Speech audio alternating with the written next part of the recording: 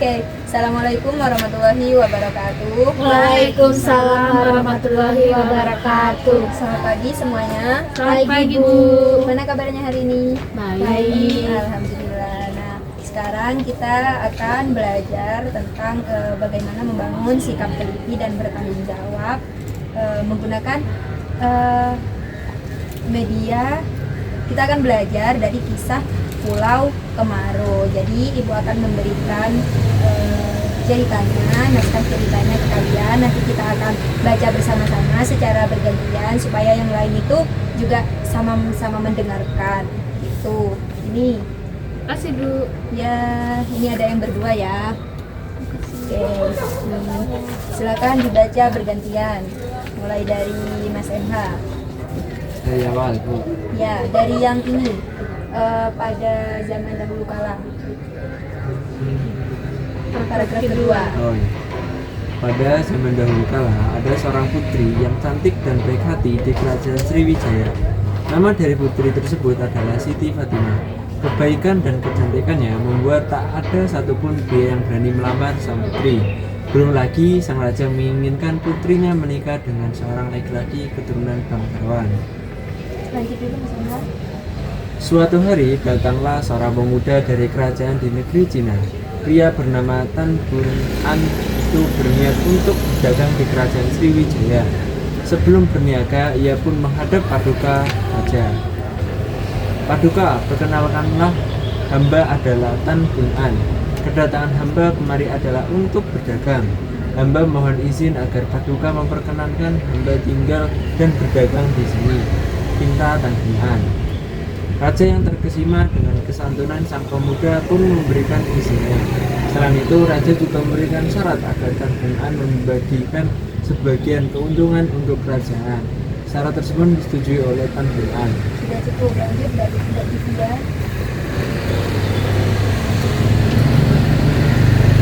Dengan persetujuan sang raja, Tan Bun An mulai berdagang dan tinggal di kerajaan Sriwijaya.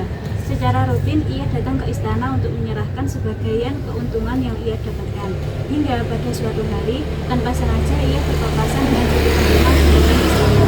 Sama seperti pemuda lainnya, Tan Bun An langsung jatuh cinta pada sang putri. Namun, yang tak terduga, sang putri rupanya juga memiliki perasaan yang sama. Mereka berdua pun semakin sering bertemu. Tan Bun An semakin bersemangat berdagang agar bisa memberikan sebagian hasil dagangannya sekaligus bertemu dengan putri Siti Fatimah. Setelah beberapa saat, mereka akhirnya menjalin hubungan kasih. Lanjut. Suatu saat, sang pedagang dari Tiongkok itu mendatangi raja untuk meminta restu. Paduka, kedatangan hamba menghadap kali ini adalah untuk mengutarakan keinginan hamba meminang putri Siti Fatimah menjadi istri, ucap Tan Bun An.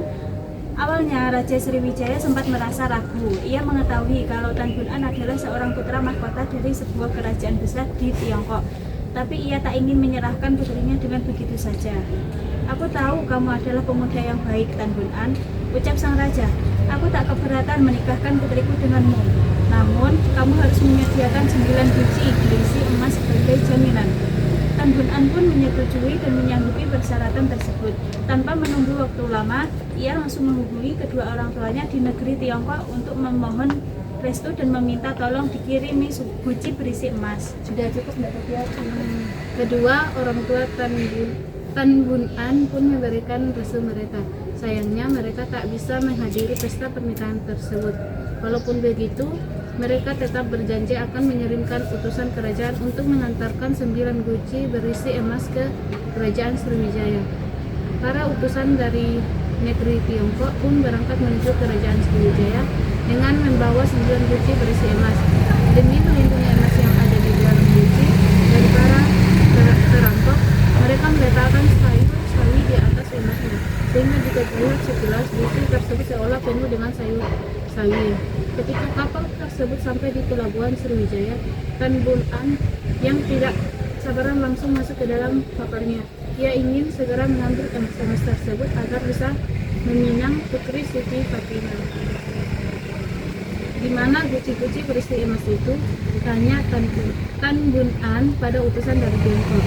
Di dalam kabin kapal tuan, jawab sang utusan. Tan Bun An langsung masuk ke dalam kabin yang dituju dan mengecek kuci-kucinya.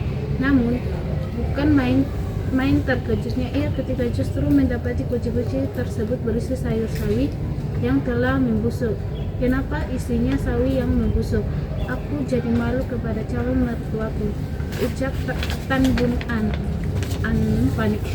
Lanjut Mbak Sembilan. Tanpa berpikir panjang, ia langsung membuang kuci tersebut satu persatu ke Sungai Musi. Ketika akan membuang kuci terakhir, mendadak kakinya tersandung sehingga membuat kuci tangannya terjatuh dan isinya tumpah. Saat itu barulah Tan Bun An melihat emas-emas yang keluar dari dalam kuci tersebut. Ia pun baru tersadar kalau sedari tadi ia salah sangka. Penyesalan langsung muncul di dalam hati pemuda Tiongkok itu. Tanpa berpikir panjang, ia melompat ke dalam sungai untuk mencari guci yang telah ia buang. Beberapa pengawal yang melihat hal tersebut mengikuti Tan Bun An dan menyelam ke dalam Sungai Musi. Siti Fatimah yang tadinya hanya melihat dari jauh langsung berlari ke pinggir sungai Musi dan menunggu sampai calon suaminya itu muncul. Namun, hingga sore hari menjelang, Tan Bun An dan para pengawalnya tidak terlihat batang hidungnya sama sekali. Karena semakin khawatir, Putri Siti Fatimah mengajak beberapa dayangnya untuk membantu mencari Tan Bun An dengan cara melompat ke Sungai Musi. Sebelum melompat, ia berpesan kepada beberapa dayangnya yang lain, "Jangan cari aku sampai aku kembali, dan jika nanti kalian melihat ada timbunan tanah yang muncul di permukaan sungai, itu artinya aku sudah mati," ucapnya sambil menceburkan diri ke dalam sungai. Sesudahnya, tak ada seorang pun yang kembali ke permukaan sungai. Beberapa hari kemudian muncullah timbunan tanah menyerupai gundukan di tepi Sungai Musi. Semakin hari, gundukan tersebut semakin lebar hingga membentuk sebuah pulau. Di salah satu bagian pulau tersebut terdapat sebuah gundukan tanah yang agak besar bersama dua gundukan lain yang lebih kecil. Masyarakat sekitar mempercayai kalau gundukan tersebut adalah makam Putri Siti Fatimah bersama dayang-dayangnya yang ikut masuk ke laut. Gundukan tanah yang membentuk pulau tersebut ini disebut sebagai Pulau Kemarau yang memiliki arti kemarau. Nama tersebut dipilih karena kabarnya pulau tersebut tak pernah tergenang sedikit pun meski ketinggian air di Sungai Musi tengah meningkat. Oke, semua sudah baca. Apa yang kalian dapat dari cerita yang sudah kalian baca dari buku? Kalian bisa menjawab? Harus berhati-hati, harus teliti dalam menjalani kehidupan. Ya, benar. Oke, tidak perlu dilaba. Nah, menurut kalian, apa yang membuat Tan Bun An itu terburu-buru mengambil emas yang ada di dalam keranjang itu? Karena ingin segera menikahi putri. Terus bagaimana dampak yang terjadi dari yang dilakukan oleh Tan Bun An itu? Tan Bun An salah sangka, terus habis itu membuang semua emasnya itu. Akhirnya tidak mendapatkan hal yang dia inginkan. Terus bagaimana sikap Putri Siti Fatimah sama dayang-dayangnya yang melakukan pengorbanan itu, yang dia juga ikut menyelam itu. Terus apa makna pengorbanan bagi kalian? Orang mati. Nah, ada bisa jawab? Apa makna pengorbanan menurut kalian? Kalau menurut saya yang saya dapat, pengorbanan yang dari sini itu si Tan Bun An itu terlalu tergesa-gesa ataupun terlalu berharap emasnya itu diambil untuk menikah dengan si Siti Fatimah. Oleh karena itu dia mengambil emasnya sampai dia mengorbankan terjun ke Terus pesan moral apa yang kalian dapatkan setelah membaca cerita Tan Bun An ini? Tidak boleh berprasangka buruk. Betul, apalagi?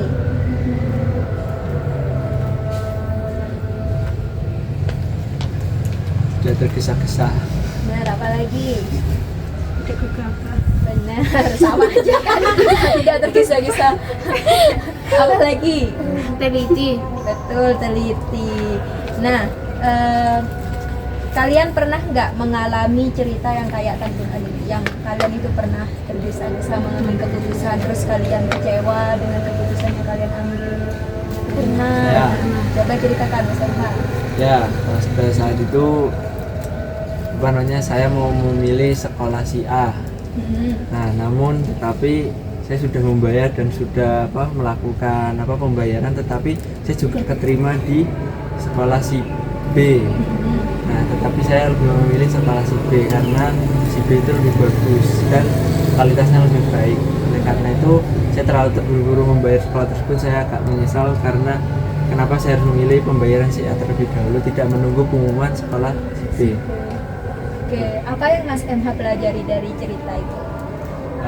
Intinya kita harus bersabar dan jangan terlalu gegabah dalam mengambil keputusan tersebut. Yang lain ada cerita yang berbeda yang pernah kalian alami? Ada? Tidak ada? Oke, nah menurut kalian apa pentingnya ketelitian dan ketidak tergesa-gesaan itu?